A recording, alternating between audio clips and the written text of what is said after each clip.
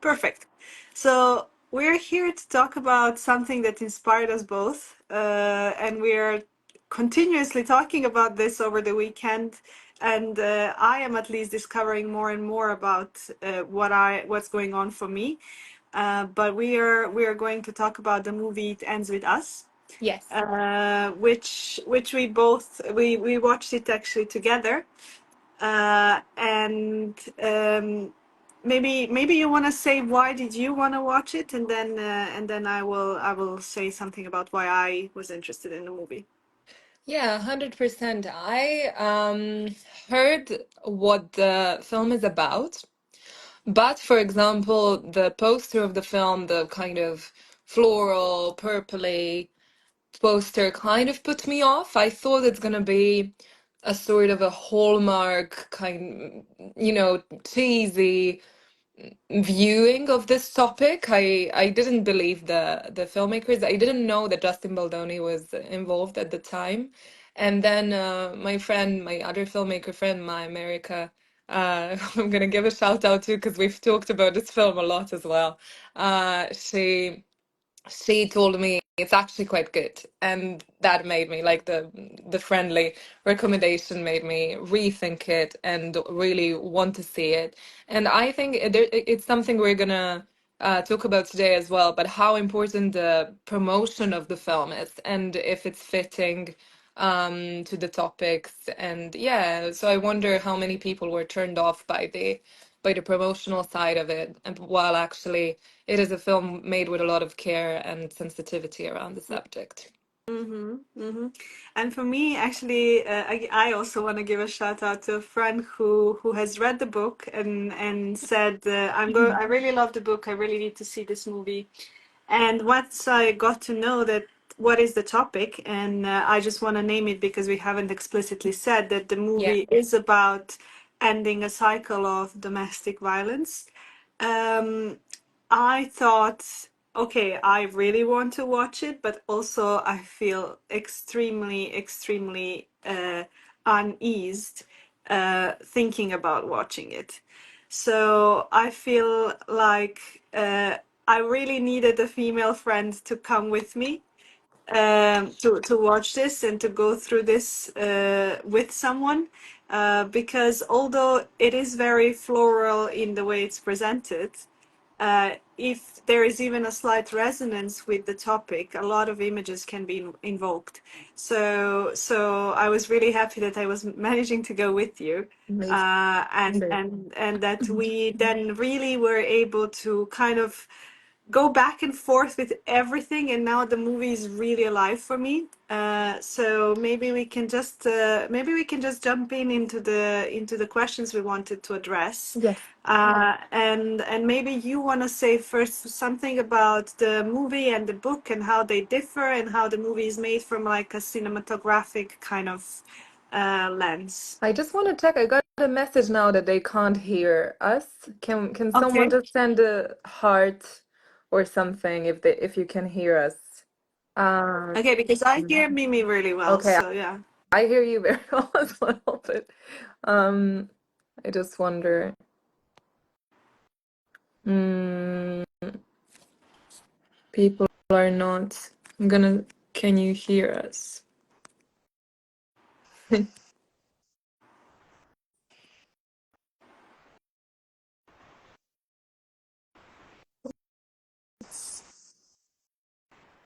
I don't know.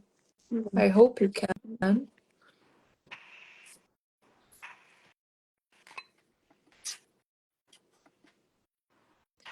Um, well, we're not getting any responses, um, so We I'll can just, check. We can continue, and then yeah, yeah. Let's continue, and then we will see if someone yeah. um So if I wanted to, anyone sorry, yeah. if anyone is joining just now, and if they can confirm that they're hearing us, that would be great. If not, we're just going to continue hoping that this will be Okay, yes, thank you, amazing, Jonas. perfect, perfect. Thank you very much. So yeah, the differences between the book and the film. So unfortunately, I'm sorry, but I haven't read the book, but I did read about what the differences are and why the audiences are furious and why the reviews are quite bad as well. Because I was a bit surprised that the reviews are bad, considering that the film I think is done quite well. So the one of the main differences is that the characters are aged up. So the characters in the book are in their Lily's in 23, I think. She's just graduated. And Ryle is, I think, 27, um, which is a bit unrealistic. And that's one of the critiques of the book as well, because he's a neurosurgeon at that age. So what I think this aging up, what the filmmakers wanted to achieve with aging them up is actually make them like not involve the age gap that can always be um that can always make the younger person more vulnerable and prone to grooming. So I don't think this is a film about that. And they didn't want to make it about that. And also to just show that a confident adult, they're 35 in the film. Um, it can happen to anyone really. That a woman can and a man can both seem like very put together adults, but that they might still carry some of the traumas of their childhood, and they're actually, I mean, no, all of us are works in progress. So yeah, Lily is sensitive in her own way, and yeah, it can happen to really anyone. I think that's what they wanted to show, and that's why I also read the article that the costume designer gave with, and they said that they really wanted to give Lily this bold, confident look of a woman that knows who she is and isn't like afraid to carry herself. And it's actually a mix of like conventionally feminine and masculine fashion. We see a lot of Carhartt, which is traditionally a working man brand. And that is because they wanted also to show she's an only child, and she kind of took over this role of basically she's her own parents in a way, because her parents couldn't care for her in a way that she needed, and actually left her quite scarred. So they wanted her to same like she's taking kind of both roles onto herself, masculine and feminine. So I thought that was quite interesting as well. And I liked that about the film. I like that she is not, she might be lost, but she's not like openly vulnerable, and maybe not a cliche portrayal of this character. Mhm. Mhm.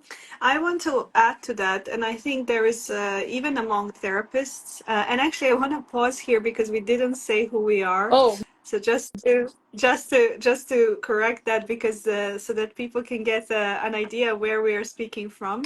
So I'm Alexandra, and I am a scientist and a trainee Gestalt therapist. And I do have a particular interest in this topic, and early childhood trauma. And this is something I work with in my therapeutic practice. So Mimi, if you wanna just say briefly. yeah, I'm Mimi Vlaovic. I'm a filmmaker, and I have founded a Female Characters Film Festival this year in Belgrade. So I have a great passion about talking about film characters, but I'm super happy to do this with you, Alexandra, because I always feel like I need this psychological view of the characters as well, and then we can kind of paint a full picture about what the filmmakers intended and how the film is coming across. Yeah, and just now to go back to what we discussed to the topic, I want to kind of section it in terms of abusive relationships is how you enter, how it looks like, how do you exit, and what happens after you exit. And the movie, I think, pretty well portrays what happens and how do you enter this relationship, and the insidious small moments which you fail to notice until something that's big becomes almost normalized. In Serbia, we have this metaphor of you cook a frog while it's like mildly warm. So it's almost like if you put someone into a really hot space, they jump out because it's kind of obvious that there Yeah. is a problem. But when you're slowly adjusting them to an increased temperature, suddenly when it becomes really hot, they almost don't even notice. Mm. And I Wow. think the film portrays that pretty well. And I wanted to comment on what you said, and I think this is something that a lot of people don't understand, which is the idea, yeah, it can happen to anyone. And actually, the more we think that it cannot happen to us, the higher the chances are that might be what's already happening for us, and we're not even aware of it. And I think one thing that I think from a psychotherapeutic side that I can see is Lily is someone who has learned how to fend for herself, but the moment in her life where the movie starts is an extremely vulnerable moment in her life. And there will be a lot of spoiler alerts, so if you haven't watched the Yeah. movies, I suggest to watch this after. And I think that's where basically we need the most support from the people that are actually supportive. Whereas you can see for her, it's quite a barren kind of landscape. She's on her own in a new city. She has just lost her father and is almost disoriented with where do I put this death? Because he was such a bad character in my life. I cannot even think of a reason why he's been a good person on one hand, and then on the other hand, having to like expectation from society to grieve, to to Good be. daughter. Yes, exactly. And especially, I think one thing that I didn't mention in the text we wrote for the post, and which I wrote for my newsletter, which is she's the daughter of a mayor of a city, Oh, which means, yeah, which means that she had to protect his reputation for a long time, and kind of everyone else reveres this person, thinks of them as someone who has given them a lot, and then the child has this what we call in psychotherapy cognitive dissonance, where on one hand you know that something going wrong and it's wrong in your house, but everywhere else it looks right, and you live with this constant feeling of kind of your brain is almost trained to not notice problems because you had to survive, I don't know, 20 odd years having to do that. So I think yeah. that's a really poignant thing in the movie, which is very visible in the beginning. And I think, as you say, this she is portrayed as someone who is able to fend for herself, but psychologically, actually, her psyche is showing us a very barren, very like um, very uh, lonely landscape. That's what I wanted to Oh, say. that's really interesting. I didn't understand that she's the daughter of a mayor, but that makes so much sense because when she comes back home, so the character introductions in the film kind of need to tell us everything, and it's almost like in real life, like you mostly do see a lot of the cues about a person when you just meet them, but you kind of choose to, because you don't want to be prejudiced, you don't want to, you choose to get to know them, which is a good thing. But in the film as well, like they give us all the cues in the first couple of scenes. They tell us who this Yes. character is in a subtle way, so we can digest it through the film and be like, oh, this now makes more sense. This now makes more sense. And I love that. I feel like writing the script sometimes is more of a mathematical equation where you set up the task in the beginning, and then you develop it through the scripts, and then you have the resolution, and that's something I'm very passionate about. But yeah, so we do see the first scene we see is that she's coming back, and it's a gigantic house. Like, so she's very, well off and comfortable, at least from a family that's well off. And then the first interaction she has is with her mother, and it's a very helpless kind of attitude her mother is having. She's like, what are we going to do now? She's all over the place. And she is almost like one of those characters that Reese Witherspoon speaks about, is like a bad female portrayal in a film, like a hopeless, helpless kind of lost character. And that's that was my first impression. I was like, oh no, like the film is starting with this portrayal. I'm not sure this is a good thing. But then later we do realize that her mother, unfortunately, is quite dependent on her abuser, and for her it was easier to take this very you're going to talk more about it, but like I would say more submissive and passive role in the family. So for her, her daughter is now the person that she turns to fix the things, organize the funeral, like kind of be the grown up in the duo. And she also very quickly says, I don't know why you moved out. And we as an audience right away are like, there is a reason. There must be a reason why she moved out. And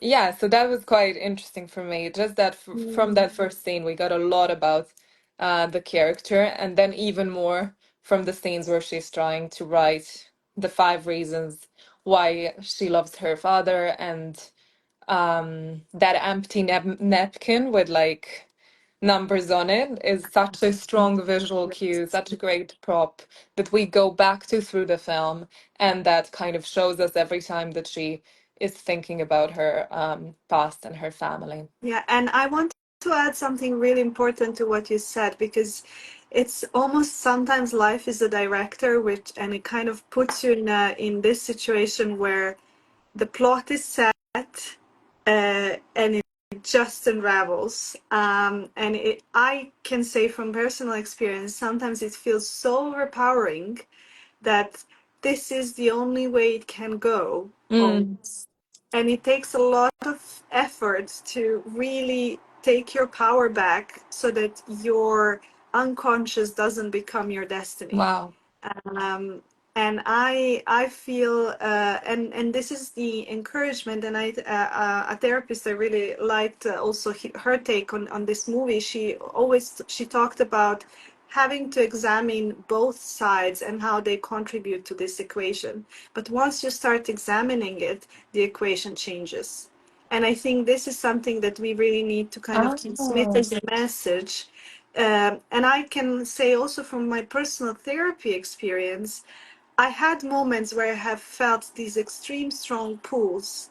But now, having therapy, I knew this is an old resonance. I need to do something about it. And it's not about this person, it's something that I need to learn about myself. Mm, And I knew to do that only once I've gone through this wholly difficult process of being in a very difficult relationship and thinking that it's that person that needs to give me something, rather than it's something steered at me that I need to understand, and it's not connected to the person at all, and I need to bring it somewhere else. So I just want to, for the people who are listening to us, when these extremely strong, almost magnetic pulls come up in us, I would say think danger and find a therapist mm, rather than think love and butterflies and go to the person. And I know this is much easier said than done. I've experienced it on my own skin, but I really want to,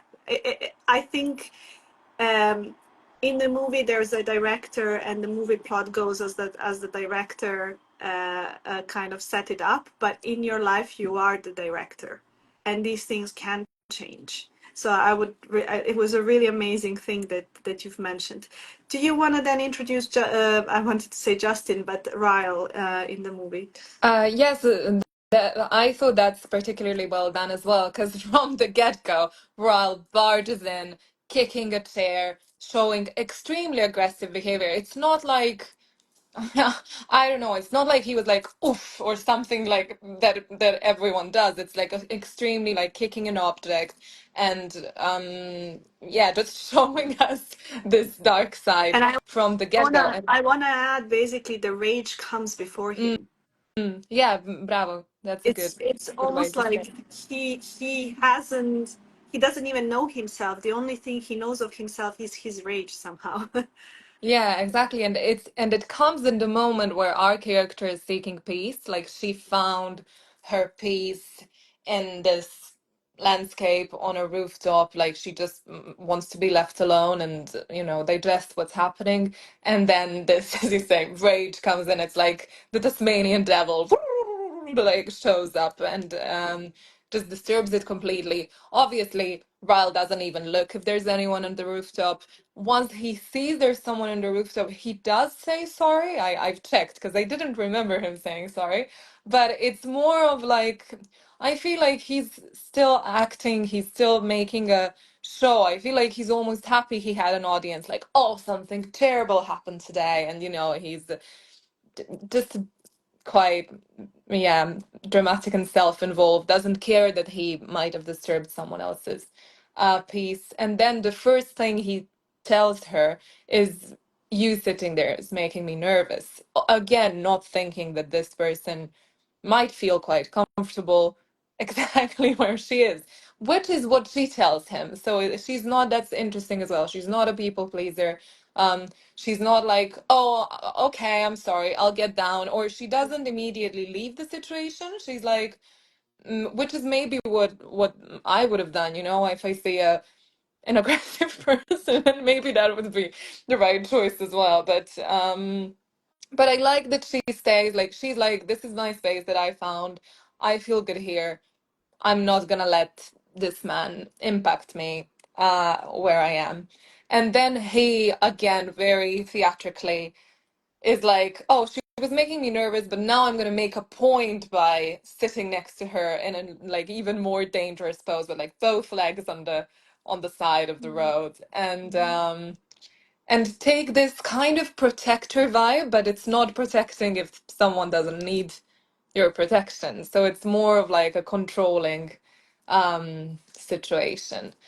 So yeah, And that I want to add something. I just watched Geek Girl, and I've noticed an interesting thing in the way the father says bye to his daughter and her boyfriend, teenage daughter and a boyfriend, and he says protect each other.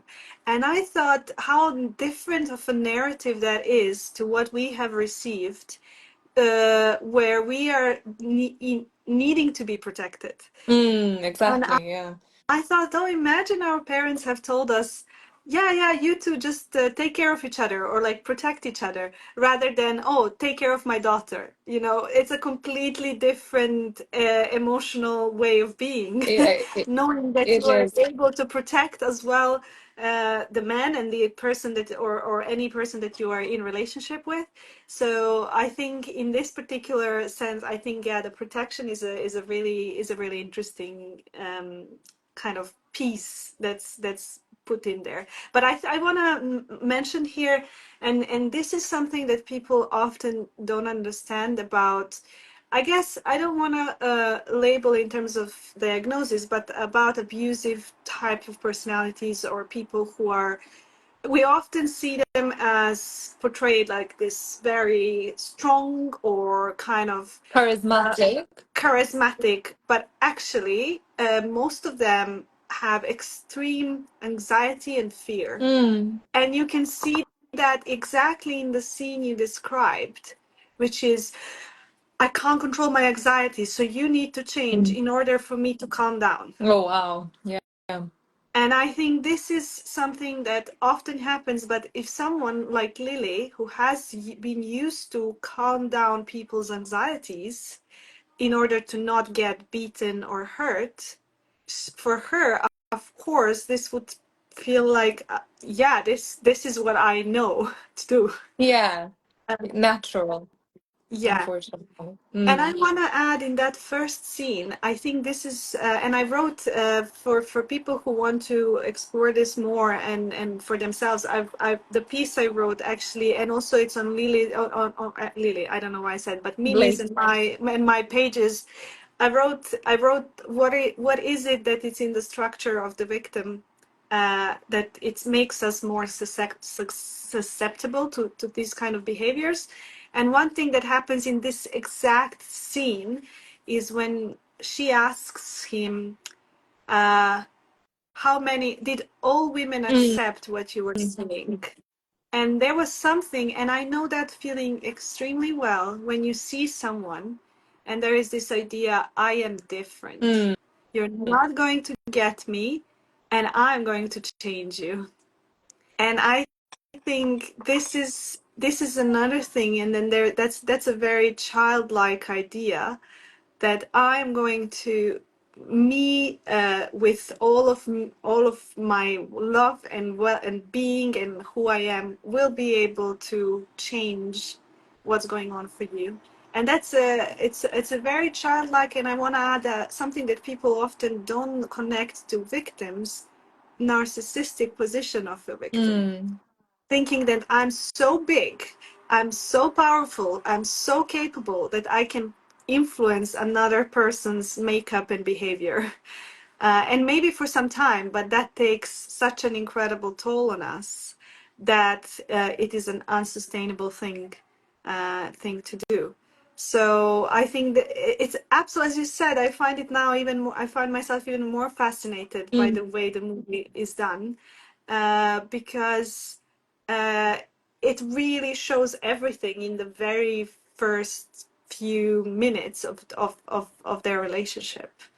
Yeah, exactly. And it's some of the, yeah, when I think of some of the my relationships, I do feel like a lot was set up in those first moments. So that I feel like it's quite accurate. And but I love how they did it. Apparently, that scene was written by Ryan Reynolds, Blake Lively's husband, but Justin Baldoni said that this is not true, or he wasn't aware of it. He was like, a lot of the scene was improvised as well. But there was a bit of an interesting humor, and so I do believe that maybe there was some impact from Ryan Reynolds, but I do think it's a very well written scene. Um, anyways. And I just want to add basically, so that's like the setup. That's basically how they enter.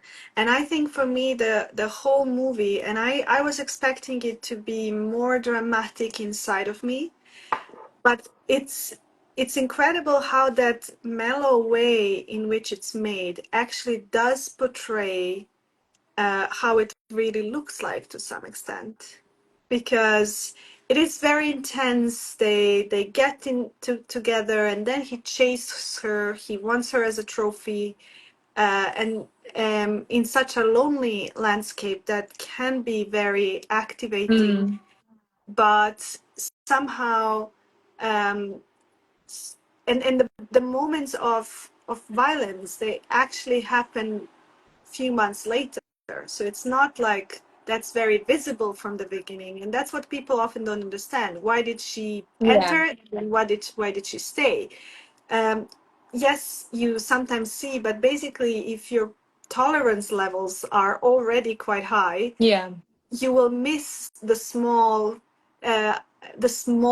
It's Yes. almost like the way I see this is like if you're an instrument and someone has calibrated you to not feel something Mm. to not feel something very subtle, you can only see something that's really extreme. Then the early subtle cues are not something that you see. It's something that we as an audience see, but 100%. but the person cannot. But I just want to jump in with the next part of our conversation. It's a great cue that you gave me. Is that we as audience members kind of we look through the whole thing through Lily's eyes. So even to us, it's we are not sure if this was domestic violence from the first assault or if it was an accident. We are completely from her perspective, and it shows really well how, as you say, kind of mesmerized, and how you can be in this bubble um where you just don't know and you're not sure. And even though Atlas, who we're going to talk about in a minute, but yeah, Atlas, her childhood friend, does immediately recognize it because he's been watching it from the side from his childhood. Yeah, if she, our main character, doesn't see it. And yeah, as you say, it was like months, it's happening so fast. It was months of this love story. They're going karaokeing, they're going out, he's fun, they're laughing together, sex is great, like it's all it all seems, it doesn't all seems quite nice, but it seems natural, it seems like they're falling in Mm. love. And then And I want to yeah. add that therapeutic thing in there, that that kind of merging, it's often normal in early stages of relationships. But what happens, and you can see whenever she tries to slightly differentiate herself or have a different opinion or just has something that's important to her, you can see his anxiety Mm, rising. And mm. what we call control is actually his needs to soothe his anxiety. That's what we call jealousy. That's what we call control. But it's actually, I need you to help me to soothe my anxiety. And as soon as you show a deviance from wanting to do that, I feel like I'm left on my own and I have no idea what to do. So think of a little baby who is completely becoming an emotion, and once the mom leaves, the baby just doesn't know what to do. He's Yeah. completely lost, and then he needs almost like to plug into the mom, in order to actually be continue to live. So this is kind of the dynamics, and you can see how angry he gets when she deviates and becomes herself and becomes a personhood, very early on. So yeah, we see those incredible moments, but we also see those tiny, very subtle moments which are extremely well portrayed. But our, especially a brain like Lily's, who is not used to uh, knowing how it is to be a differentiated person, might not catch up. Yeah, no, that's it's so I love that we're talking about it. So, as you say, you're making me discover even more things about it as we speak. So yeah, but I do think that, and I think that you have something like your perception of this part, and that is that delusion that happens that is so interesting as well. So if you want to talk a bit more about when the scenes of abuse start happening, but yeah, we as audience members are still unsure with our character if it's actually abuse or if it's accident. Um, Kind of what happens in a person's brain. I think you said something about creating a Yes. mirage. Yeah, I think, yeah, so there are two things that happen. One happens in the abuser and one happens in the victim. And basically, in the abuser, what happens is a mechanism we call splitting. And basically, it's, you can think of it as a blackout. You don't, something happens for you, but there is no awareness that you've done that. And basically, that's what we see in the kind of the very first one.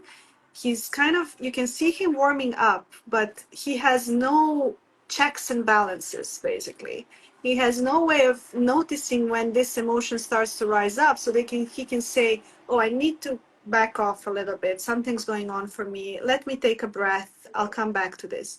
No, for him, there are no checks and balances. It goes up. He's pissed, and then suddenly he hits her, and it does look like an accident because for him, basically, it just came after an incredible space of love. But for him, these blackouts are a behavioral pattern, Mm. and this is so splitting means that we can see ourselves as all good or and another as all bad, Oh. and so the person cannot own the part of themselves that is not behaving properly. So that's what happens to him.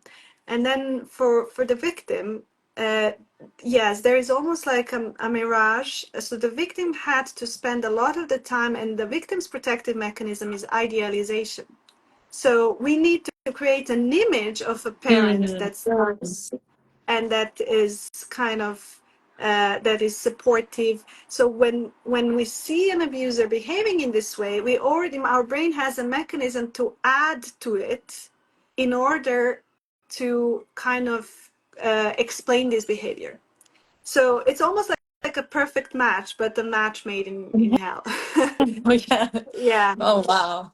And that's why it's important to, and I like to say the victim and the perpetrator are almost like different sides of the same coin. The origin stories often are quite similar. It's just that we adapt to these in very different ways. And I think that's why I have, and this might be sounding quite strange, but that's where my compassion goes to Mm. both of them. And Mm. I think that's another thing, and I wrote it in the piece that I sent out yesterday, which is what the victim does is humanizes the abuser. So by understanding their background, which is what Ryle's sister tells her what happened for them, for him, we humanize them so much that we excuse their behavior. And I think what I learned from my own process is that we need to put a stop to the behavior, but still understand that this is a difficult thing. So I can say, you know, I totally disagree with this behavior. This needs to stop. And if it doesn't, I'm going to leave. But I can see how hard this is for you. Mm. And this is the thing that I think we often confuse empathy and sympathy. And basically, empathy is saying, this is really hard for you. I can see that. Uh, but it puts the boundary to the behavior. Mm. Whereas sympathy is, this is really hard for you, and I'm going to take it Yeah. until you resolve it. Oof. And so this is the I guess the difference that we can see. So I would say this is what we are seeing kind of playing out over and over and over and over again in the movie. But maybe you also want to speak about Atlas and the fairy godmother in how we call it in fairy tales, which is her friend, who then now we can switch maybe towards um, how do you go out from a relationship like this? Oh, yeah. Well, I mean, you're gonna give your psychological view, but I do think that Atlas was a character I didn't expect in this film. It was, I thought it's gonna be, and it is for a lot of the film. It is only about the two of them, and I did in the post mention that there are cinematic approaches of how they made us feel like it is such a special connection. It's a lot of lens flares, a lot of close-ups. You're just so focused on the other person, and yeah, you don't really get out of this this aesthetic.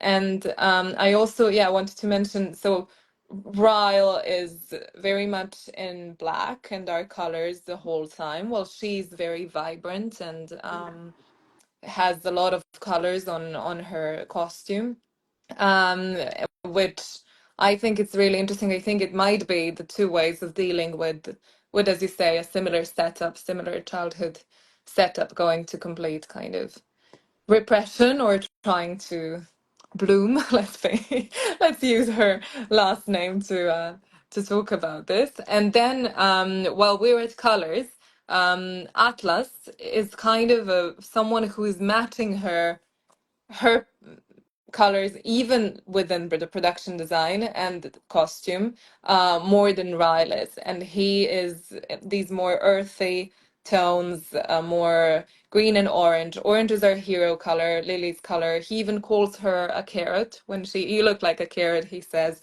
when they're quite young. And she chooses this color for her flower shop sign, which I think is quite, again, everything's very intentional in this film, which is a sign of good filmmaking. And so yeah, Atlas comes in, and we find out about so he had a similar difficult story of his childhood, but he needed to leave his house. He didn't stay with the abusing happening like Lily did. And he then, because it's happening to his mother, he has this you're gonna be more precise in psychological terms, but I think he has this amazing empathy of how it happens and understanding of how it happens, and he just can't bear to see it happen to Lily. But he doesn't take control over her. He doesn't take control over the situation. He doesn't kidnap her. Like, it's not once he understands what's happening. He says, "I'm here," and he puts his phone number in her phone, and he's just a constant support that she knows she can go to without any judgment. And I think this is such an important part of the film, to show actually a healthy friendship and a healthy way to help in such a situation. Oh, thank you for that. I haven't written about that at all in the piece, but that's why we are really constantly discovering. It's so rich. I think the movie in that sense is really rich, but also just our conversations, because that is extremely necessary when these relationships are at stake, because it is the most difficult mental and whole body experience to live in this cognitive dissonance and not know how to get up. So if get out and get up from the floor that you've put yourself on. But I feel, if you think about it, a person who will come and tell you you're doing things wrong, you should leave this relationship, what it does, it sits at the site where it's your abuser. Your abuser is already telling you something's wrong with you, you're wrong, you're wrong. Mm, And then you have another voice around you that says what you're doing is wrong. And it feeds into the critical, abusive part. mm, And that's why in these relationships, the good fairy godmothers, the more they are present and the more their voices become stronger and kind of bloom, that's the empowerment to get out of the relationship. And for me, the poignant scene in the movie is when he reminds her of who she really is and her capacity to love. And I think this is basically what kind of saves her, is the capacity to love her someone else, but also by loving someone else, also knowing that she is deserving of that love yeah. as well. And I think that's for me is something that's counterintuitive, but true love, I think, is giving space for the worst parts of us and holding space for the worst parts of us to be seen and be embraced. Mm, And that's a very, very slow process in an abusive relationship. Because what the abusive relationship does, it amplifies everything we think is the worst about us, and then it makes it the only thing we mm, see about us. mm, So it's so important to kind of slowly chip away all of that negativity, so that we can really get back to who she really is at her core, which is an extremely sensitive, life hungry person, which we can see by her colors and her way of being. And also the way she deals with plants and the amount of care she's able to give to mm, life. Because mm, if you think about caring about plants is nurturing, is life-giving. And so there was a moment when my therapist asked me, when you give to this person, are you giving to life or are you giving to death? And this, for me, was the most important Wow. question. Um, and this is where that kind of made me conscious of where am I turned towards, and where do I want to turn towards? Do I want to turn towards the light? So I think he has done that for her, and it's not only him but also the Ryle's sister, who I think is also an Yeah, important character. Yeah. 100%. Yeah, Raul's sister is an important character, although I don't really understand why they went for a cliche kind of wacky best friend Yeah. in this, in this best friend portrayal. And I saw like the costume designer saying in his interview, we didn't want this to be Emily in Paris, but and we didn't want the best friend from Emily in Paris. But I feel like it, they they did make her a bit as crazy as the best friend from Emily in Paris. Not crazy in a bad way, but a kind of like wacky colors and weird things to say. Quirky is a better word.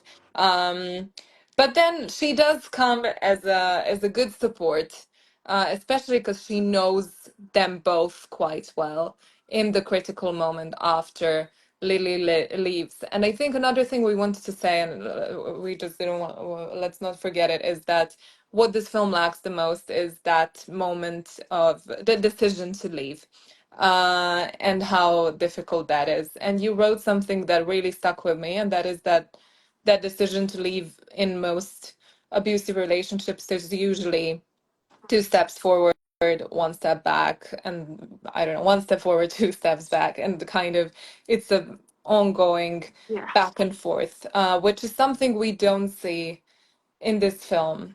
Do you think we don't see it precisely because of Lily's maybe age and maturity and what we said in the beginning, like she's not that vulnerable younger um person, or do you think it's just there maybe wasn't enough space in the film to explore this? Because this could have been another 2 hours Yes. itself. Yes, exactly. Well, I think I would say that's where I think to some extent this film is there to inspire hope. And actually, sometimes if you show the gravity of that last part, because people don't know, and I will continue repeating this as long as I speak about this topic, is that the abuser are the most abusive when the person tries to leave. And this is what we see in a lot of femicides happening in Serbia. And that's where the victim really is in most danger and most likely the most afraid. And so really showing the reality of that might be, on one hand, discouraging Mm. for victims. The second thing is what I think the movie shows to some extent is that she is having a lot of emancipated things. So she's having her own job. She's not dependent on him. She has her mother to go back to, her mother's house to go back to. So there are these pieces which are kind of important resources for her to leave. And actually leaving such a relationship is always a how do you say classical? It's a Cecil?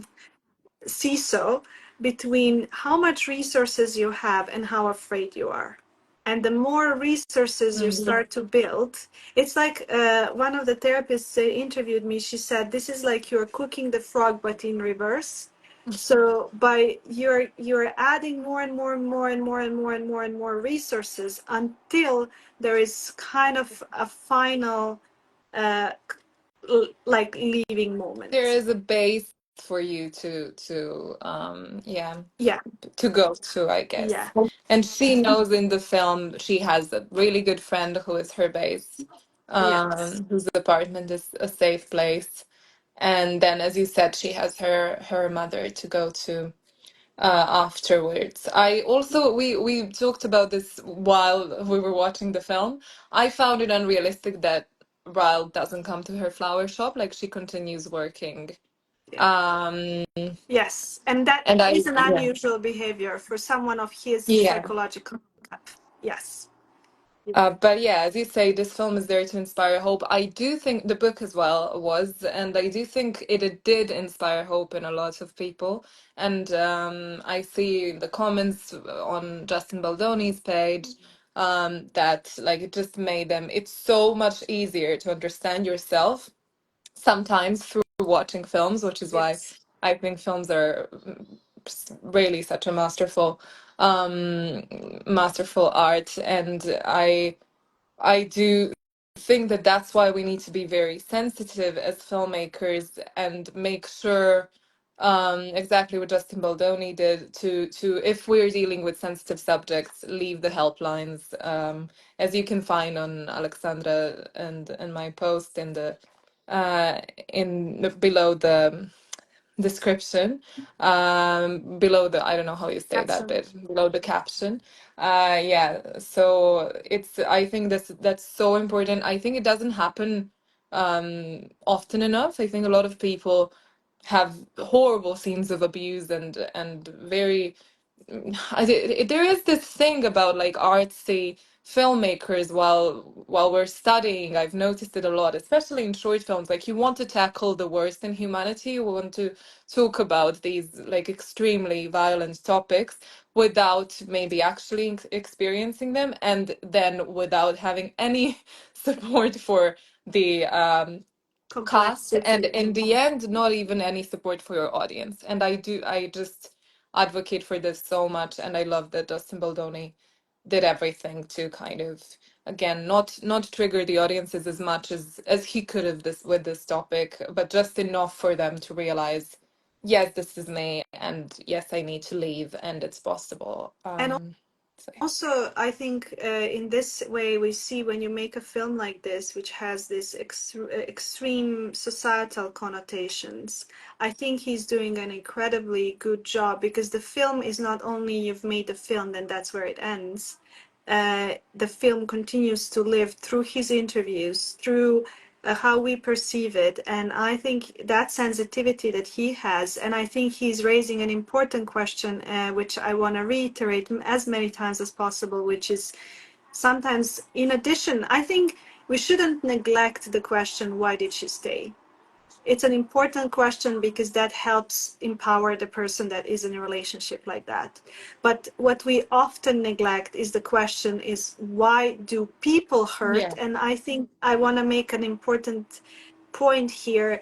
We often portray abuse as being perpetrated by men, yeah, and this kind of abuse, maybe the physicality of it, I think there are also female abusers. So I don't want to leave half of the population not having a voice in that sense. And yes, femicide happens more in women, because there is some more aggression, and anger and rage are the only allowed expressions for men. yeah. So I think that's a societal context that we created so that more femicide happens for women. But I just want to mention that. But I think it's important to ask to never forget the question of Yeah. why people hurt, and what happens to them, so that they get to this point that they actually hurt a person.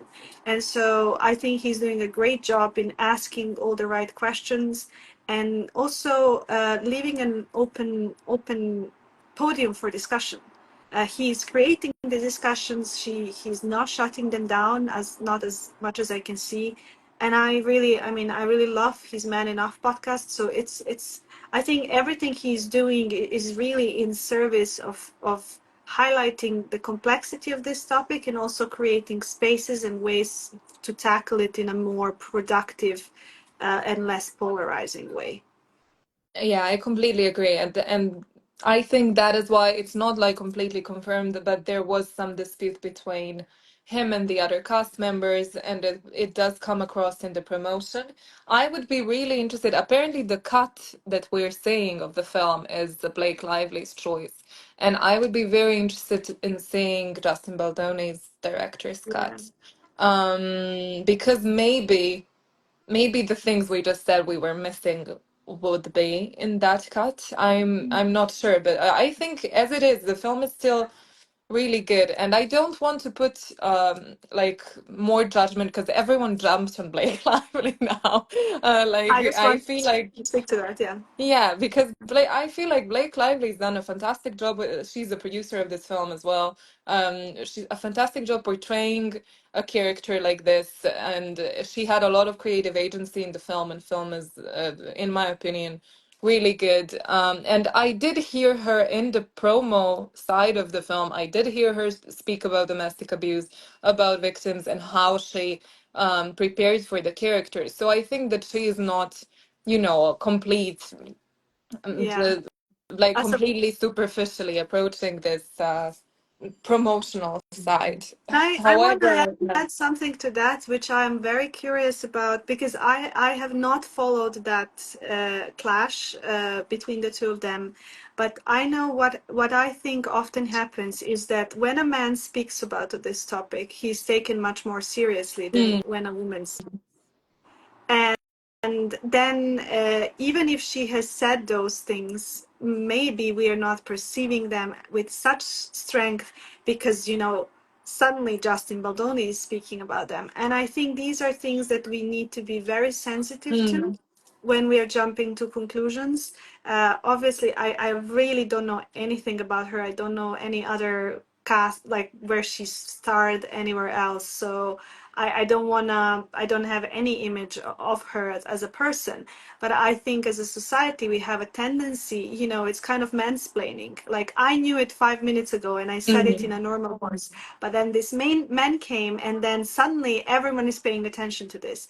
Um, I don't know. I don't want to make any conclusions, but I just want to be cautious also myself to praise one or the other side yeah, because that's an inherent bias we have as women, which we have grown up as well with, which is that if we've grown up in patriarchal societies, we are very happy that this man is finally taking some responsibility. So yeah. we kind of glorify him and kind of neglect all the things that they haven't taken responsibility for. So yeah, No, I know. I completely understand what you're saying, and I think it is unfair. Like people are taking out stuff about Blake Lively from 20 years ago now, and just kind of like, oh, how did she enter the relationship with Ryan Reynolds? That's so unimportant for this film. I do think there was. I think the most problematic part of her promotional side of this film is that she used it to launch her some of her products, and I think that's what people find quite yeah, and I understand it's just it's not the right moment. Well, it is not the right moment for personal promotion, and it is the right moment for talking about everything that you just said and everything that Justin Baldoni does talk about. But then I don't think that we should shame Blake Lively for talking about costume in this film, because as we just had a discussion, costume is very important in this film, and um it shows it helps her get into the character, and it helps us get a better idea of the character. And the film is made out of so many departments. I think it's interesting to hear more about them, but then obviously the biggest amount of space should be given to the topic of abusive relationships and transgenerational patterns. So yeah, I think that's where maybe she was in the topic for so long that now she wanted to share some of the other aspects of the film. Yeah, I don't know if I'm just justifying her now, but it is a yeah, complex balance.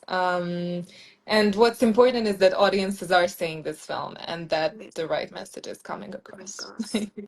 And so, just to end, I think the important thing about endings is their new beginnings. And yesterday, I saw someone's Instagram reel. Actually, I think it was Balkan Mama Therapy, and she's had a sentence which said, "It starts with us," which Mm, I thought is such a poignant way to finish this live because and that's not addressed and might be addressed in a sequel, but what is not addressed is once things end, no one speaks about what happens afterwards? What is the new thing that has started, and how difficult that might be? And I can say that from my experience, once you end these kind of relationships, it takes 2 to 3 years to be actually able to start something new, until you regain your system, you stop being so afraid of everything, because it's not easy. It's almost, we're at that moment of exiting. It's a beginning of healing, Mm.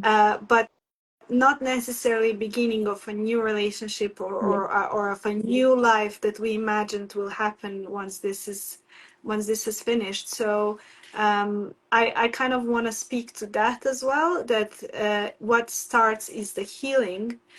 And then maybe a question to you: what would you want to start as a relational pattern that is different? And I think that's a lot of the things that we are in this time and space now, where we are knowing that some of the things that we needed didn't work for us, but the new things, we still don't know them. We still don't have a new way of being yet.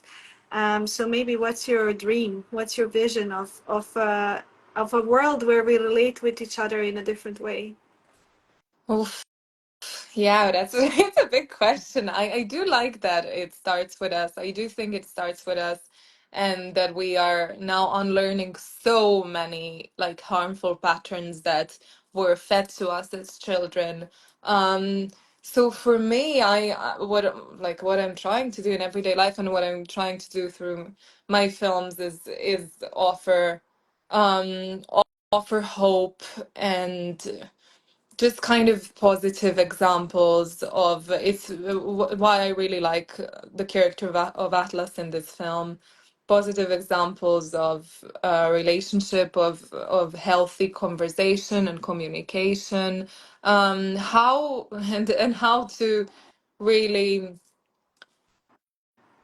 be authentic, find yourself, and kind of yeah, be at peace with it, not be afraid of all of this all of these kind of transgenerational things. And think it's important to say that transgenerational patterns, I don't think are necessarily negative. Like, I feel like some of us have inherited a great way of, I don't know, if like there's a family of musicians, or like you can inherit great talent, you can inherit great way of dealing with stressful situations. So yeah, so I just think that's also important to say. But I would, yeah, like to offer more hope, more happy endings, which I think is so important in this film as well. Mm, And yeah, more healthy communication. And let's start with that, because that's already quite a quite a big bites to swallow, I think. yeah, yeah. For me, it's quite similar in the sense that what I hope for is that we take our resources, our generational wealth with us, and from what hasn't been wealth, we create knowledge.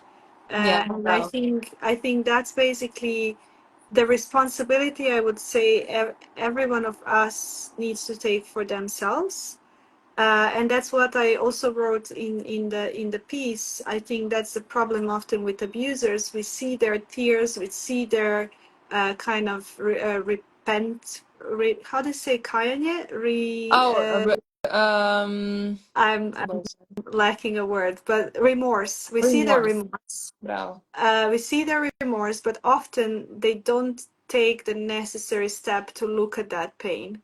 And I would love to see more bravery in that way. So, because, before we defined bravery to die for your country or to die, mm, and I want to redefine bravery to to to live. be the bravery to live with the pain of all the wounds we are carrying. And I hope that by creating more compassionate environments, we can actually reach more of that. Obviously, I don't have an idealized version of the world, but I am hoping that the more we awaken, the more of those spaces will be created. Yeah, oh, that's such a great way to end it. We didn't mention it, but I did want to mention is the whole roots part of this film. And I think what you just said is so important. Like roots are the most important part of the plant, but then you can choose the direction that you grow in if you address your roots. If you take, as you say, if you take all the nutrients from your roots and learn about all the poison in them as well and try to rechannel it. So yeah, thank you for that. That's such a And, powerful message. and I think sometimes we need to repot ourselves. Sometimes we are really not in the right Mm. environment. So it's really, even if we see plants as something immovable, I think there is something about we are not immovable. We are trees and we are not to some extent. So I think it's so important for us um, to prune our roots in a way, as you said, to be able to take all the nutrients and take life in, but also be able to change the environment where the environment is basically just not the right one to give us all the right nutrients. Yeah. Yeah. Okay. Well, thank Okay. you. Thank you, Mimi. This was again, I learned that I had like new layers and new layers. So I'm really glad we are continuing to talk about Me this. too. And I don't know. I'm not sure if there is many people, but if anyone has a question, we are happy to answer. Or if you have a question once you watched this, please send us a message. Or if you have an appreciation of this conversation and there is something particular that you liked, please let us know, because often I find myself feeling like I speak into a void. And it would be really nice to hear how this impacts you, if in any way. So yeah, please reach out to us. 100%. And also, like, I do want to create a community where we talk about female characters. And if you have any other films you'd like us to analyze, I'd be very Yes, open for that. yes. So So we are yeah. now creating a tradition. So you have just been part of history. Yeah. Thank you for listening and thank you, Okay. Alexandra. Thank I'll you, see you. Mimi. Bye. Bye.